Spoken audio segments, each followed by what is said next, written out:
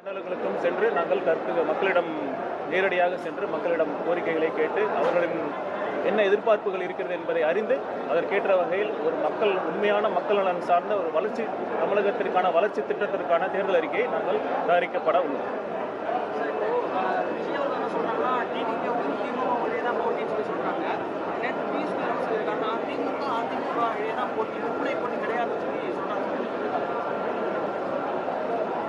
நாங்கள் திரும்பவும் சொல்கிறோம், தலைவர் அவர்கள் சொன்ன மாதிரியே சொல்கிறோம், இந்த தேர்தல் டிவிகேக்கும் திமுகவுக்கும் மட்டும்தான் போட்டி.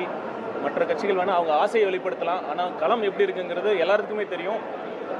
தேசிய ஜனநாயக கூட்டணி மக்களிடம் எந்தவித வரவேற்பையும் பெறவில்லை என்பதுதான் உண்மை.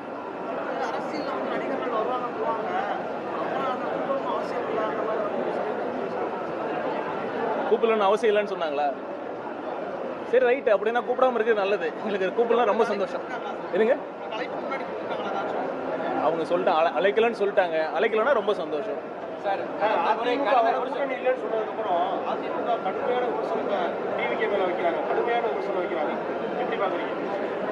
எங்களை பொறுத்த வரைக்கும் எங்களோட பாதையில் ரொம்ப தெளிவாக இருக்கும். எங்களோட அரசியல் எதிரி திமுகவை இந்த ஆட்சியிலிருந்து வீழ்த்த வேண்டும், ஒரு நல்ல மக்கள் நலன் சார்ந்த ஆட்சி அமைக்கணும்.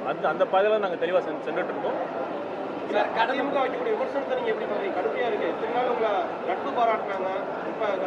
நான் ஏற்கனவே சொன்ன மாதிரி அதெல்லாம் நாங்கள் கடந்து போகிறோம். எங்களோட திமுக என்ன மாதிரி மக்கள் விரோத ஆட்சியை பண்ணிட்டு இருக்காங்க அதை தான் மக்கள்கிட்ட முன்னிறுத்தி அவங்கள வீழ்த்த போகிறோம். சார், கடந்த முறை திமுகவில் இதே மாதிரி தான் முதல்வர் ஸ்டாலின் அவர்கள் வந்து பாக்ஸில் வந்து இந்த மாதிரி மக்கள்கிட்ட கருத்து கணிப்பில் வாங்கினா அந்த பாக்ஸ் இப்போ எங்கே இருக்குன்னு தெரியலன்னு சொல்கிறாங்க.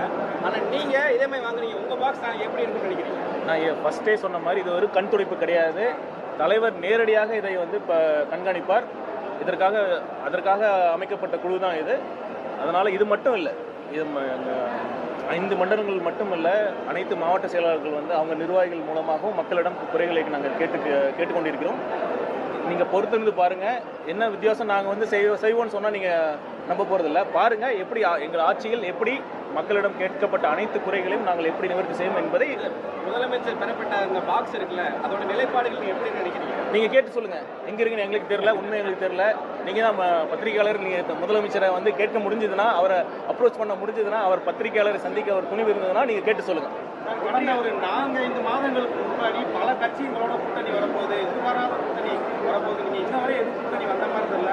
நாம் தமிழ் மாதிரி தனியாக களம் காண போறீங்களா? ஏன்னா கூட்டணியே இல்லையே உங்கள்கிட்ட யாருமே, பலம் கம்மியாக இருக்கா? இல்லை, எங்களோட நிலைப்பாட்டில் வந்து ரொம்ப தெளிவாக இருக்கும். கூட்டணி குறித்து எங்கள் தலைமையில் எங்கள் தலைமை ஏற்று எங்கள் வெற்றி தலைவர் அவர்களை முதலமைச்சராக ஏற்கும் கட்சிகளுடன் கூட்டணி என்று கூறியிருக்கிறோம். அது மட்டுமல்ல, ஆட்சியிலும் பங்கு அதிகாரத்திலும் பங்கு என்பதையும் முதல் மாநாட்டிலே தலைவர் சொல்லியிருக்காரு. இது வந்து கூட்டணிக்காக அழைக்கிறதுக்காக கூட்டணி நம்பி இருக்கிறோம் அப்படிங்கிற அர்த்தம் இல்லை. இது எங்கள் கொள்கை சார்ந்த முடிவு. வந்து மக்களுக்கு ஒரு அதிகார பகிர்வு இருக்கணுங்கிற கொள்கை சார்ந்த முடிவு. அதிமுக ஊழல் கட்சின்னு மேடையில் வந்து விஜய் பேசினாரு. ஆனால் அந்த அதிமுக வந்து முக்கிய அமைச்சர்களாக இருந்த பலர் இன்னைக்கு கட்சியில் வந்து இருந்திருக்காங்க. அப்போ அவர்களெல்லாம் இப்போ புனிதர்கள் ஆயிட்டாங்களா அப்படின்னு வந்து டிடிவி தினகரன் வந்து ஒரு கேள்வி எழுப்புறாரு. இதை எப்படி பார்க்குறீங்க? ஏன்னா அவர் கேட்குற சரின்ற இல்லை, நீங்கள் கேட்கப்பட்டு யார் கேள்வி கேட்குறாங்களோ அவங்களோட ட்ராக் ரெக்கார்டு என்ன, திமுக இதே இப்போ குற்றச்சாட்டு வச்சுருக்காங்க. அவங்களோட